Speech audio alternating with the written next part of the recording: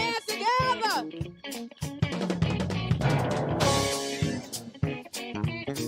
Oh,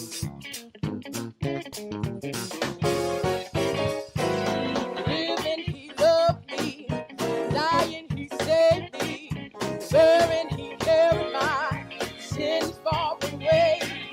Rising, he justified me. Freed me forever. One day he's coming back. Glorious day. Living, he loved. Dying, he saved. Buried, he carried my sins far away. Rising, free me forever. One day he's coming back. Glorious day. Oh, victory is mine. Victory is mine. Victory today is mine. Oh, I told Satan, get thee behind. Victory today is mine. Victory. Victory is mine. Victory is mine. Victory is mine. Victory today. I told Satan, get thee behind. Victory today.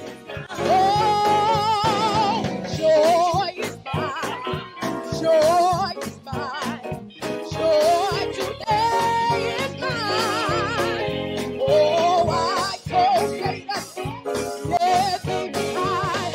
The joy today is mine. Joy is mine. Joy is mine. Joy today.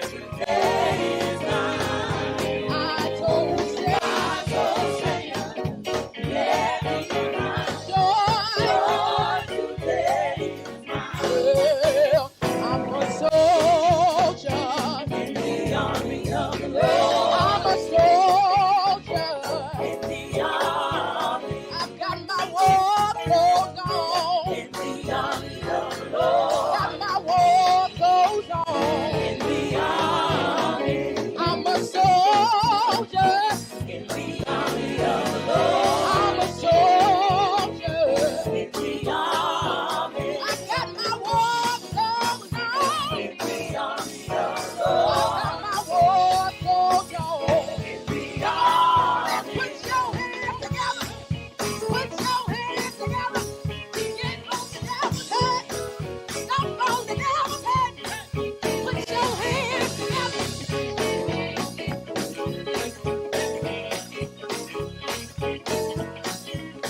Oh, I get joy when I think about what he's done for me. I get joy when I think about what he's done for me. I get joy down in my soul. What he's done for me. I get joy because he made me whole. What he's done for me. Oh, you don't know like I know. What he's done for me. Oh, you don't know like I know. What he's done for me. Oh, you don't know like I know. What he's done for me. Oh, you don't know like I know. What he's done for me. I get joy. I get joy. I get joy. I get joy. I get joy. I get joy. I get joy. You get joy. When I think about what he's done. I get joy. I get joy. I get joy. I get joy. When I think about what he's done. When I think about the way he's made. He's my promise keeper.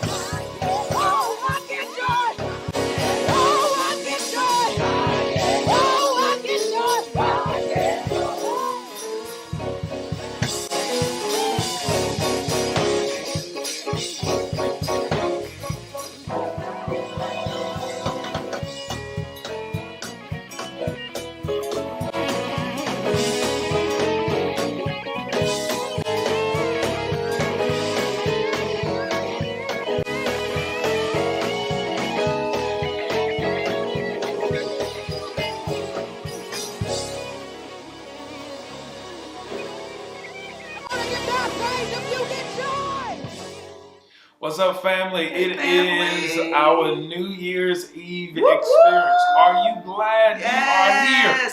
I want you to take an opportunity, as always. I need you to like and share. Again, I need you to like and share. That's right. In addition to that, go into the chat, go into the comments, let us know who you are. Let us know where you are watching from. I don't know which experience you're watching. You have two experiences tonight. You have a 7 p.m. as well as a 10 p.m. For those who want to bring in the new year officially with us, you could take part in the 10. For those of you who are early birds, make sure that you catch the 7 o'clock. There was a song that says, when I look back over my life and think things over, I can truly say that I've been blessed. I have a testimony. I don't know what you've had to come through. But the fact that you're here tonight enjoying this experience with us, two things. Number one, you made it. You survived. Number two, you are blessed. You have a testimony. And you ought to be glad of the goodness of the Lord in your life. Are you excited about tonight? I'm excited. As PT said, we have made it. You ought to lift your hands and worship our Father. I'm excited for what's about to come. This is going to be an experience. I mean, we've had incredible services Sunday after Sunday, but you know this to me is the Super Bowl of all Super Bowl of ministry, of service. So I'm excited. Worship, word, year-end review, what the Lord has done. I'm excited. I'm ready to pop. I'm ready for a Holy Ghost party. I tell you what. I'm ready for a Holy Ghost party. You're talking about Christmas. You have Easter, New Year's. Come on. Especially in the African-American tradition. This was an opportunity, to be honest, for us to make the devil pay. Because we're at least supposed to have an opportunity to be together. And because we couldn't, we decided we're going to party just a little bit harder. And we did that. And in this virtual experience, although we're not physically going to be together, I believe that through creativity, we have been able to provide and offer more. You are in for a treat tonight. We have our dear friend and brother, comedian Mike Goodwin, who is going to hurt your side. It was incredible. We have guest worship leader back again. Tim Bowman Jr. from Spirit of Faith Christian Center. He's back with us. Of course, we're going to bring you a word, sound of the city. An incredible word at that. Some of our leaders, and as you have already seen them, they're here with us. It is going to be an amazing time. If you haven't done it yet, again, like and share this experience. Somebody is waiting to be able to catch this. I want to read a passage to us quickly before we jump in this evening. And it comes from Psalm 119. I'll be reading from the New King James Version, Psalm 119, beginning at verse 41. Let your mercies come also to me, O Lord, your salvation according to your word. So shall I have an answer for him who reproaches me, for I trust in your word. And take not the word of truth utterly out of my mouth, for I have hope in your ordinances. So shall I keep your law continually, forever and ever. And I will walk at liberty, for I seek your precepts. I will speak of your testimonies also before kings, and will not be ashamed. And I will delight myself in your commandments, which I love. My hands also will I lift up to your commandments, which I love, and I will meditate on your statutes. Remember the word to your servant, upon which you have caused me to hope. Verse 50.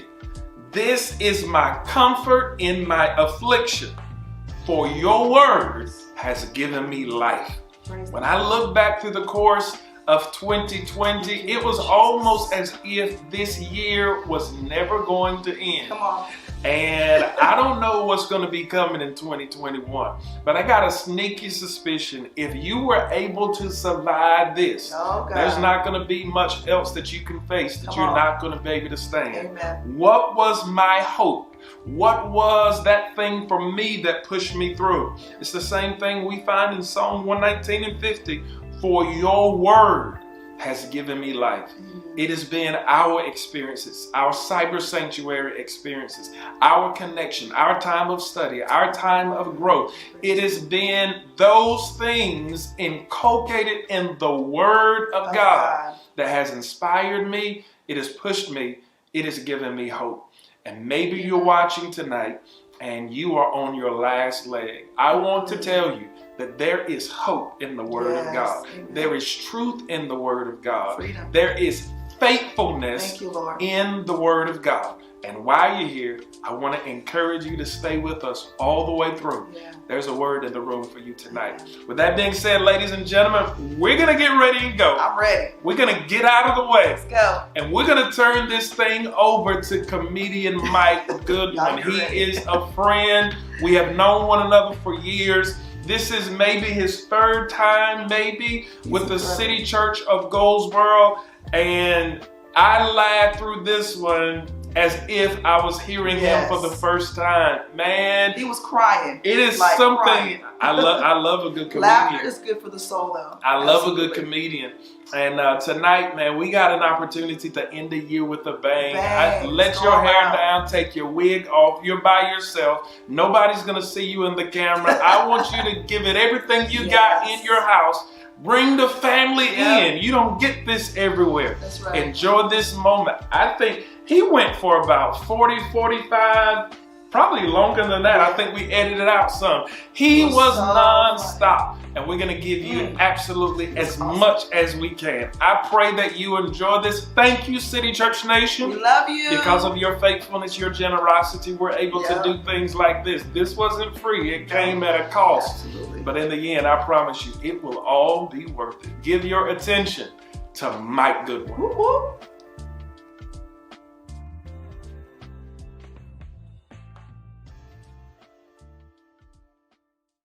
City Church, how y'all doing? Good to see y'all again. It's your boy, Mike Goodwin, the Bowtie Comedy. Hey, man, I want to take this opportunity to say thank you to Pastor Terry and his beautiful wife and his beautiful family.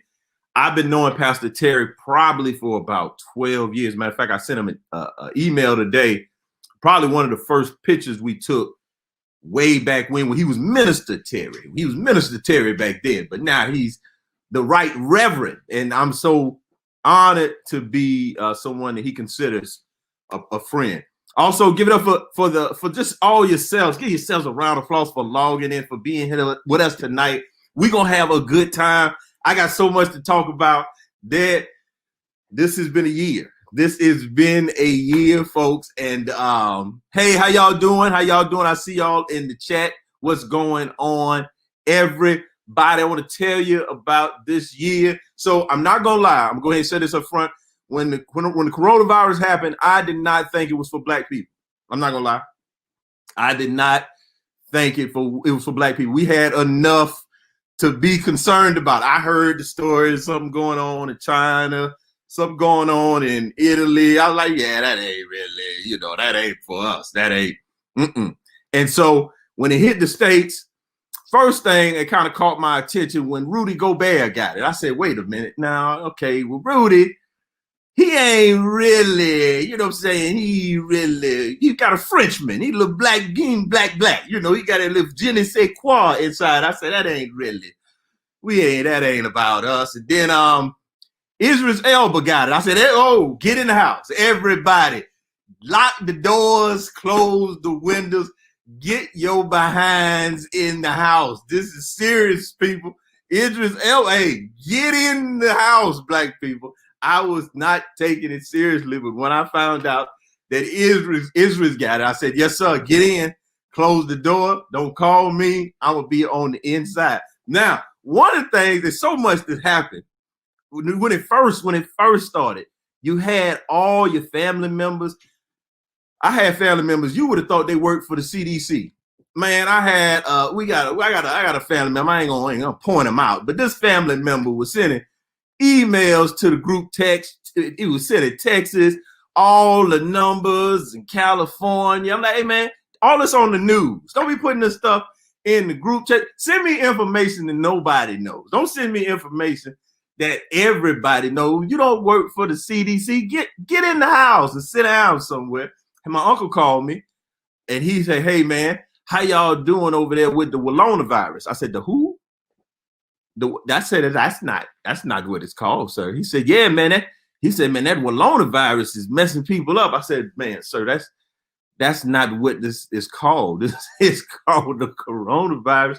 I'm telling you, I was concerned. And then when it first happened, your family members were telling you dumb stuff. Did y'all hear dumb stuff from people when it first started? People told you if you could hold your breath for a minute, you weren't gonna be able to catch it. If you drunk some Listerine and gargled, I'm like, man, if y'all don't get your behind out of here with all of this foolery. My bad. I don't know.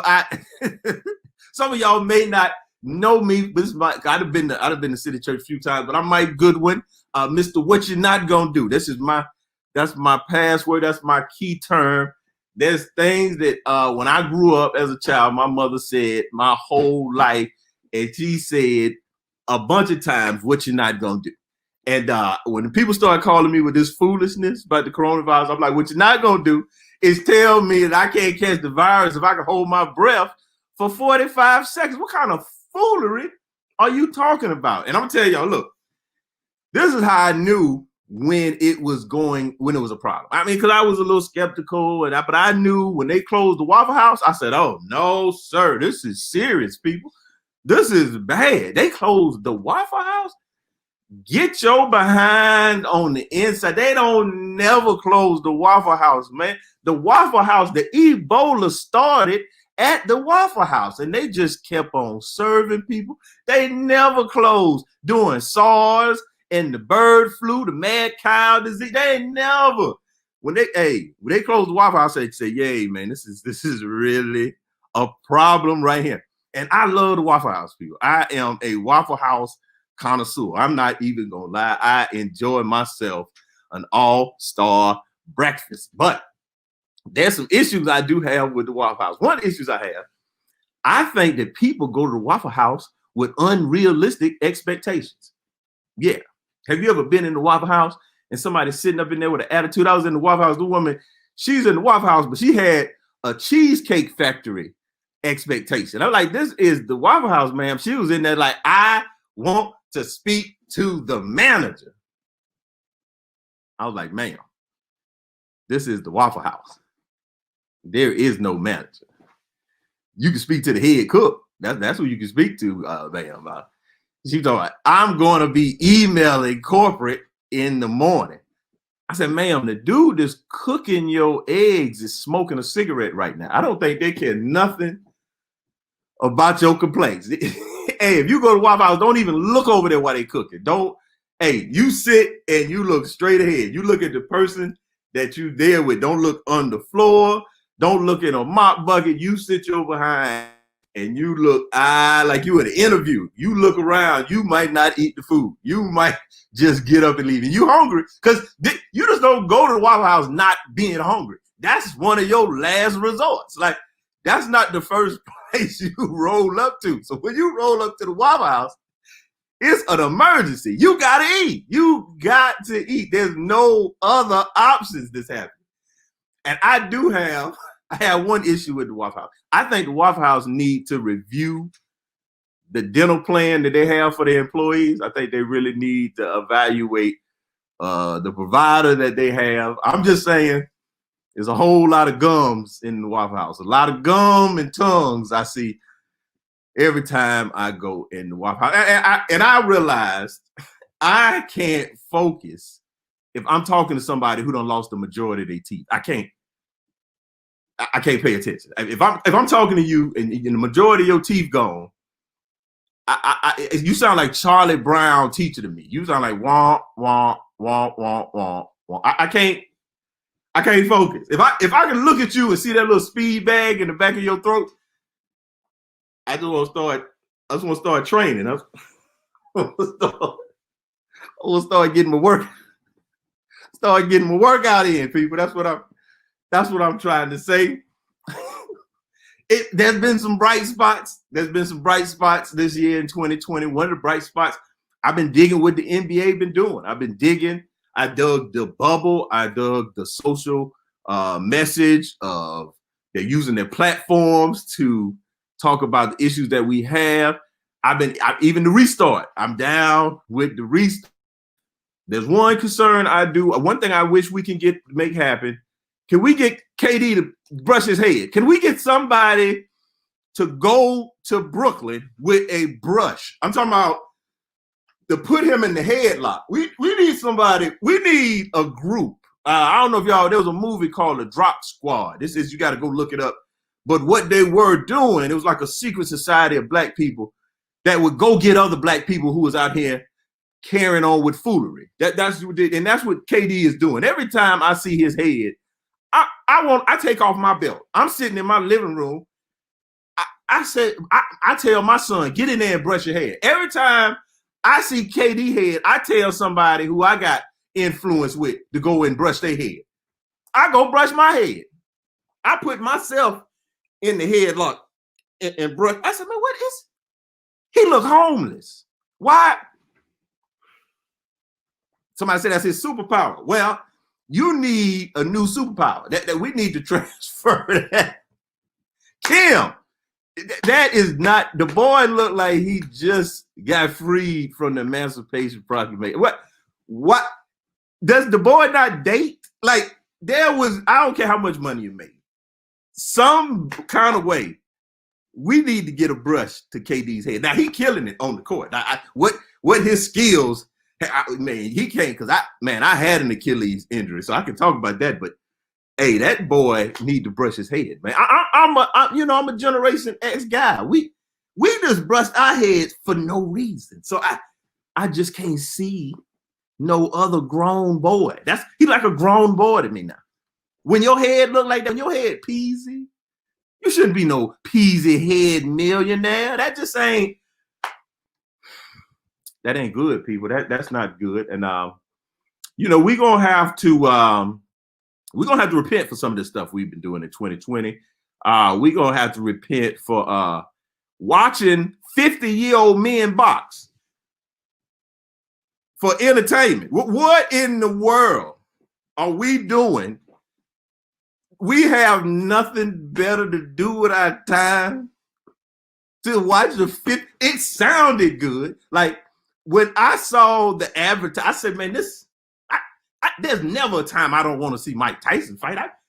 I'll watch Mike Tyson box a bear. But in real life, come on, man, these 50-year-old men in the ring. Hey, I'm 45 and my feet hurt. So I can't imagine no 50-year-old feet being able to sustain all that trauma in that ring. They don't make boxing shoes for 50-year-old feet. They don't have any Skechers for boxing shoes. They don't have any plantar fasciitis 5s for 50-year-old men sitting out here. Man, their feet was them dogs was howling. Man, if y'all get y'all behind. If I was boxing Mike, that's all I would be doing. I would be kicking him in his feet. I'd just be Like as soon as I would hug him and kick his feet, and I'd break out, and he'd chase me a little bit. I hug him and I kick his feet. That's what I'd be doing, man. I'm not about to fight.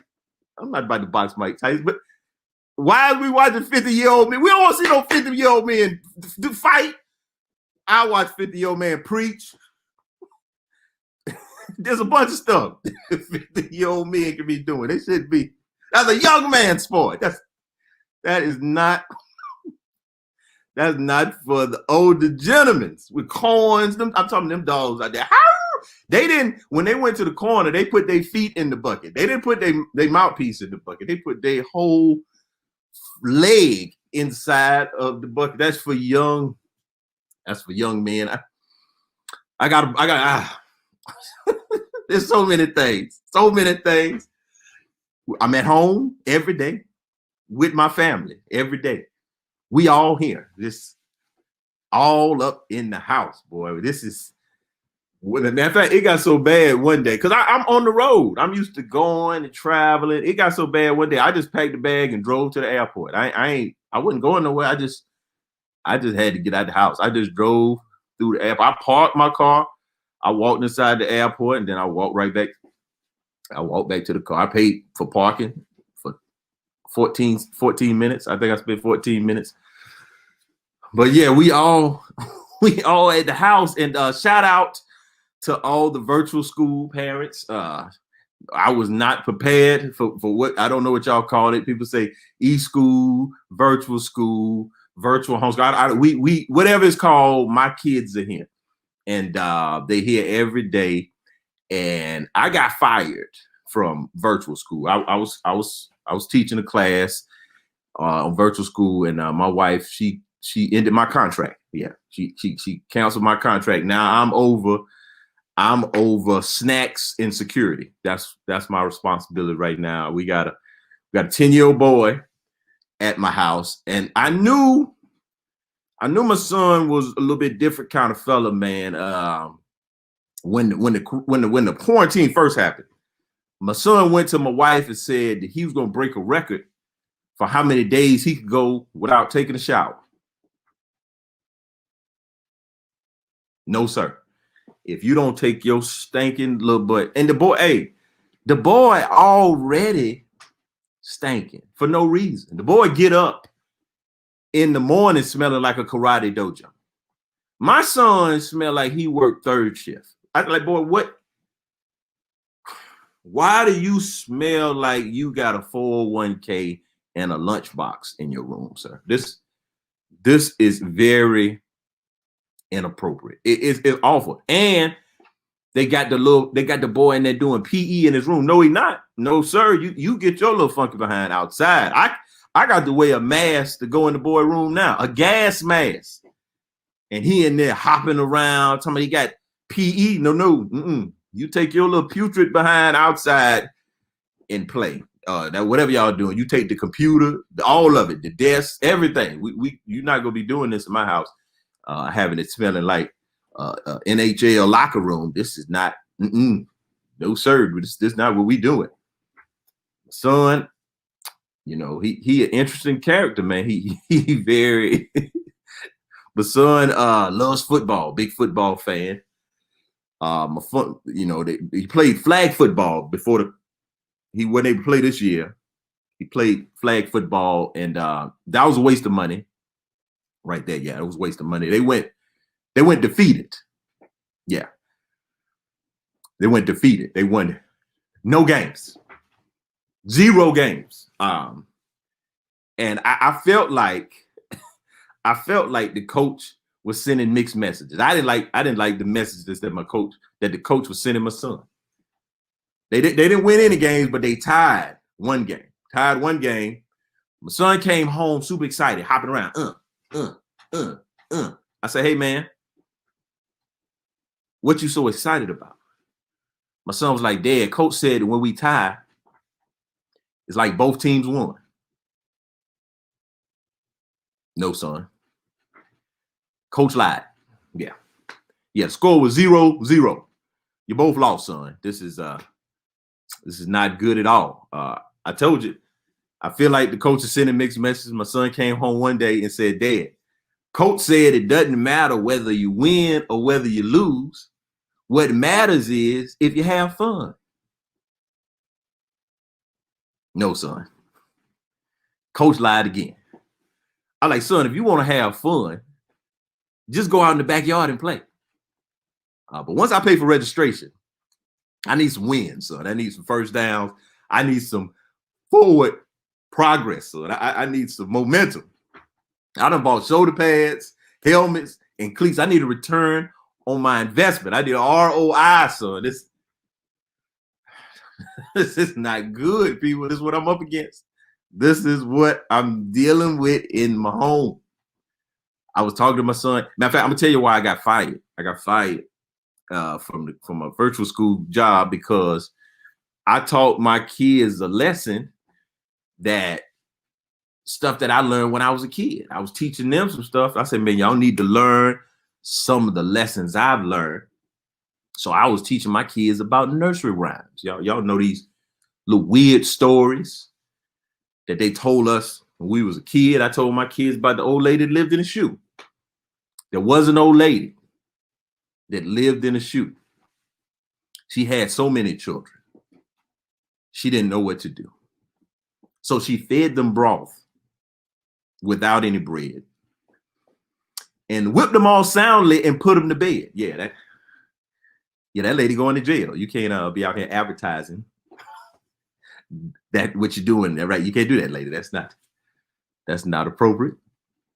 Peter, pumpkin eater, had a wife. He couldn't keep her. He put her in a pumpkin shell, and there he kept her very well. Yeah, Peter has a Netflix documentary coming out in the fall called The Making of a Murderer, Pumpkin Pie Style. That's what's gonna happen there. Even dumb little songs, man. The kids, they learning dumb little songs that we learned when we were kids. My son was singing 10 Little Monkeys the other day. He was running around, 10 Little Monkeys, jumping on the bed. One fell off, bumped his head. Mama called the doctor, and the doctor said, no more monkeys jumping on the bed.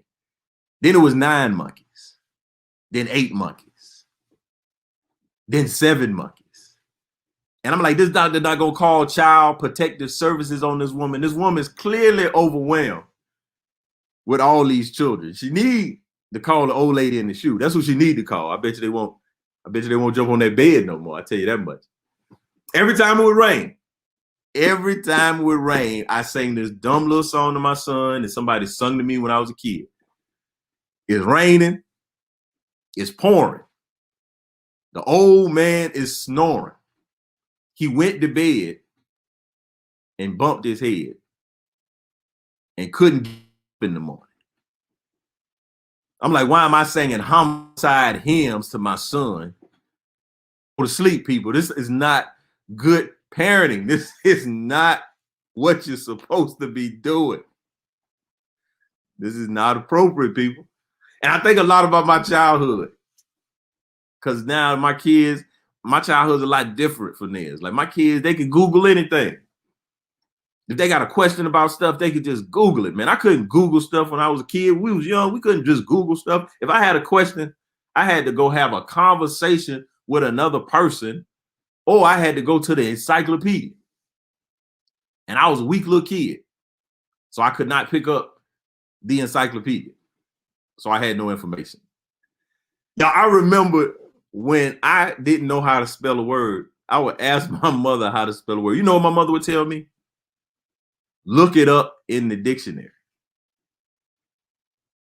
I was like, Mama, I don't know how to spell the word. Y'all, I spent 4 weeks in the L's looking for elephant. I'm like, Mama, I don't see that word in the dictionary, Mama. I'm just turning pages. I'm like, Mama, I see leprosy. I don't see nothing about no elephant. Y'all, I was looking for the word pneumonia. I almost blacked out. I said, man, this is not a real word. These people playing with me. This is not real, people. I learned some stuff, though. I've learned some stuff in the quarantine. One of the things I learned, people, that I got a whack hairline. Look at this.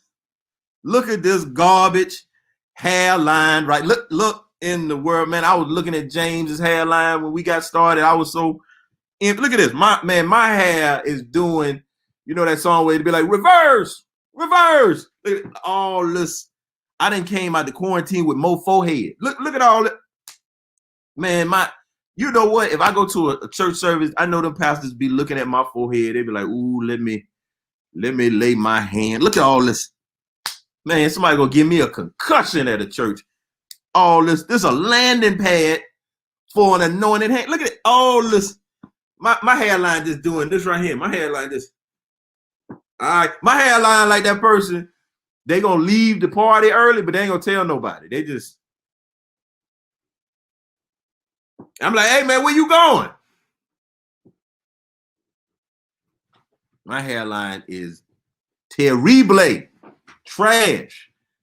My hairline is bad as Teddy Riley internet, boy. It's the quarantine is the bad. It's the worst time to figure out that you got some trash internet. Man, all these Zoom calls and you buffering and freezing. Oh, we found out. Not only I found out my hairline was trash, we found out our internet was trash. I said, oh, no, sir. No, ma'am. We will not continue like this. The Lord has blessed us too good to be in here with this Fisher Price internet. No, sir. I refuse. I'm a grown man with a nice jacket blazer. I refuse to be in this house with trash internet people. Hey, look here. I am not going to be able to do it. Man, I realized man, because you knew your internet was trash. You go on a live with somebody and you not there no more. You just like, it's just blank. You was like, oh man, they're like, I hear you, but I can't see you. Your internet trash where you can't do both of the things. Like you either get audio or video, or you get video with no audio. That's when you need somebody say about all of it. Hey, why y'all coming for Pastor Terry alma mater? I think we went to school, Pastor Terry. They talking about the internet service. Hey, you can't have both. If your internet trash, you can get the picture, no sound. Sound, no picture. It's not down. You got to choose ye this day. Choose ye this day since you paying $19.99 a month for internet service. You got this dial up internet in 2020. They got the flip phone internet, man. Why is there a dial up sound on your internet? This is not good, people.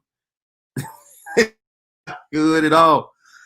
Man, but God's been good. God's been good, and I'm so grateful for the year. That was a hard turn right there, didn't I? I just went straight to I had to stop myself because I'll be talking about this internet for 5 more minutes. I had to pull out the internet because it's like basketball. My hands hot, but we got to run plays. We can't just shoot threes, Mike. We got to run these plays. So you just can't. I felt it in I said, man, I can just sit up. I can talk about this internet for the next 20 minutes. Oh, you got this nursery rhyme internet. You got this hey diddle diddle. The cat in the fiddle internet. All right, I'm not gonna do it. I'm sorry. I'm sorry. You got this G League in it. No, okay. I'm good. I'm not. I did. Yeah, you're right, Mac. Because I felt it on the inside. I said, man, you got to get out of this internet information because you go keep doing this. And so I know me. I know me. So I'm sorry to slam on the brakes like that. But yeah, it's been a good year comparatively, looking at, because again, like it's been difficult, man, for me, especially. I remember March 13th was the last day that I was on stage, and it was in Atlanta, Georgia.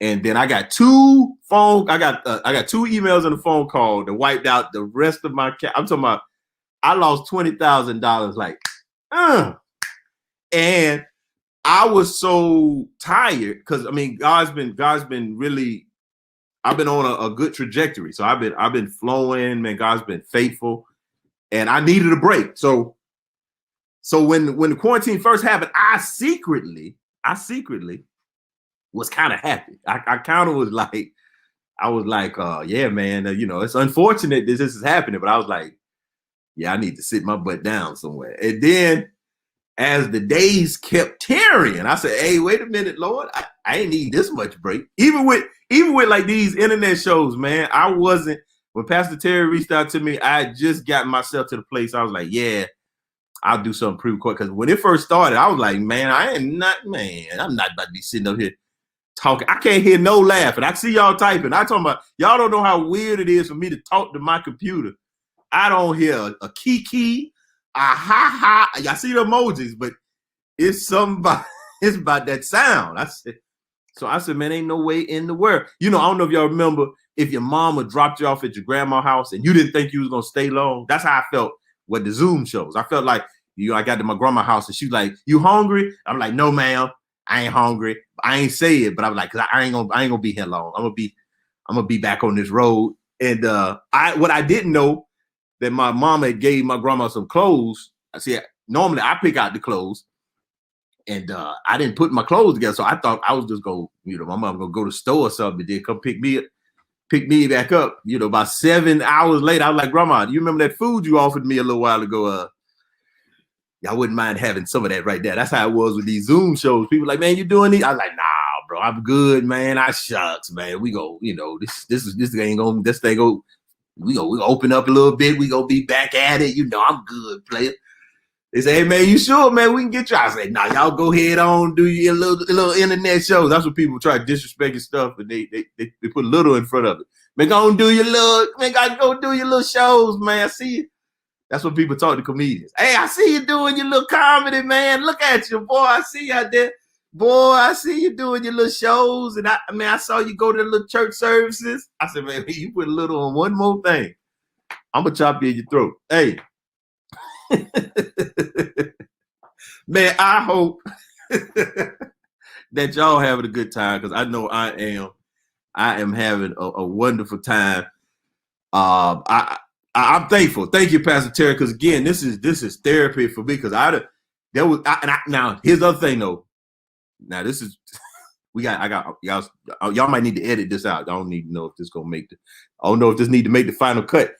But I do a lot of the churches that ain't.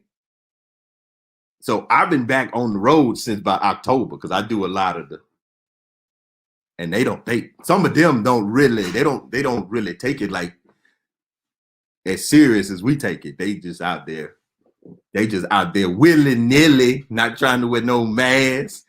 I go to the shows. I have my mask on, but I have my bottle of Lysol, and they get too close, I back up. "Can we take a picture?" Now back up and take a picture once this pandemic is over. This like, we can't be out here taking no pictures and no Hey, back up. I'll be out there. But they out there like, this is not for real. Now, not everybody, but a lot of and people, some of my peers come from me, because they be like, "Mike, you be in them churches." I'm like, "Hey, you ain't saying nothing about them churches now, because they open. They out here fellowshipping. They are out here having services, and I will be there with my lights on. Back up. Back up." Hey, one thing. Hey, I just noticed this about marriage, right? Because my brother-in-law, unfortunately, has contracted the virus, but I think he's doing well. I think he's gonna be fine. But I've noticed this with couples. Like, so I've noticed in instances where the husband, like, so matter of fact, I have two brother-in-laws who've gotten the coronavirus, and then their wife never get it, right? Because women, y'all don't need us like we need y'all. So if I got the coronavirus, I think my wife would be able to quarantine for the days, however, 14, whatever the days are. If my wife got the coronavirus, we got the coronavirus. Yeah. This is a team effort right here. I can't. 14 days? No, man. Hey, man. We got the coronavirus. If my wife pop up here positive, Mike Goodwin positive too. I tell you that much. I don't have the discipline. The Lord say he won't put more on you than you can bear. I can't bear that. I will not be quarantining by myself. She can stay away from me. Like, she be able to, I think she'd be able to give me a little head fake and get out the way. But if she is in the room, I'll be like, "I got you right where I want you." I got you right where I want you, ma'am. All right, y'all, man. I'm gonna wrap this up, man. I done got off track a little bit. I don't know if I was supposed to talk about that. That just something that came to my mind recently about when the men get it, this just be the men. They got it. They do their 14 days, and everybody's cool. But if the woman get it, amen. Matter of fact, my wife friend had it, and she went by to drop off some food, and I said, hey man, you need to go get that. You go get that test, and she went and got the test, and it was about 3 days, and I was really considering, hey man, we'll just deal with the consequences because she hadn't gotten the results. I'm like, hey man, I thought this was supposed to be quick. She was like, oh, I'm negative. I was like, hey, I had gotten to the point where it didn't matter. It didn't matter what the report. We gonna heal as a team. Yes, sir. We are in it to win it. Now, so here's one thing, y'all, that I've been thinking about, especially with social distancing. I think there's a group of people that we're not considering in the social distance, and it's really gonna cause a lot of problems. And I don't know if y'all been thinking about it. I've been thinking about it a lot, and it's cougars. Yeah, cougars don't get down with the social distancing. That's not in their MO. They want you close. Cougars, they invade your personal space. And I don't know what's happened, but since I turned 40, I don't know if I got cougar bait on my forehead. I got all this extra space. But these cougars, I'm telling you, I don't know if it's the cologne I wear. It's sending out a cougar signal out here. And I'm telling you, it's a problem when I'm before pre-COVID, when I was out in these streets, these cougars was being very inappropriate. And to the point, I had to get me a cougar Doppler radar. I had to see the cougars from afar. That's what the Bible tells you. You got to see I saw the wind swirling. I'm like, oh yeah, that's a big cougar formation right there. That's a big old cougar storm coming my direction. This is gonna be a problem. And matter of fact, I've gotten to the place where I can identify the red flags. There's certain things that cougars do that they just let you know that that's who they are. There's just certain things. Like one instance, like I said earlier, they invade your personal space. They don't want to give you the church hug. You know, most people want to give you the shoulder, not the cougars. No, sir. They want to chest to chest hug you. I had this woman. She held me for 14 Mississippis. I said, oh, no, ma'am. I am a happily married man. You cannot hold me for more than 2 Mississippis, ma'am. This is very inappropriate. This woman held me for 14 Mississippi. Then I looked over. One of her feet was off the ground. She had her feet up like in the World War II when they come off the ship and they want you to dip them. I'm like, no, ma'am, you need your feet on the ground, solid, unmovable, steady. You can't be holding your leg up like I'm Calgon to take you away. No, ma'am. Put your feet on the ground. This is very inappropriate. And the other way you can tell.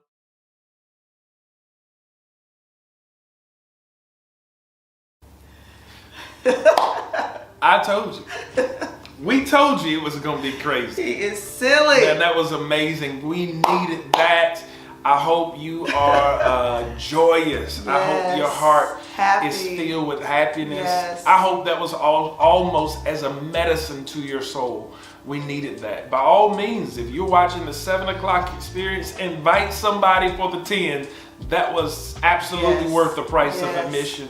Worst case scenario, you can always find us on our YouTube channel. Watch these experiences. They are yours for the rest of our lives. With that being said, man, 2020, what a year. It's been incredible. So many goals as we're getting ready to go into a new year. And to be honest, there can be a hesitation when it comes to creating goals because it was as if 2020 almost held us hostage to a bit. This was a year like none other. And to be quite honest, there's some goals that I've personally made that I didn't cross. And that's okay, because what the enemy wants you to do sometimes is to make you reflect on that. Mm-hmm. But then I'm so grateful there were some small goals that I was able to do. Listen, my spiritual father said this: don't you waste a pandemic. Don't waste a good storm. Waste a good storm. Don't waste a good situation. And so what I've done and what I think we've done has been be creative in crisis. For sure. I may not have done all the things that I thought I was going to do this year, But I look back and I have to reflect and say, you know what? I've done that. I was creative in that. I leaned into God a little bit more. I know my children on a whole nother level. So you have to change your mindset and shift, your perspective. Yeah. Absolutely. I can look back over 2020 and there were definitely some goals that I had. And in some cases, these were not goals were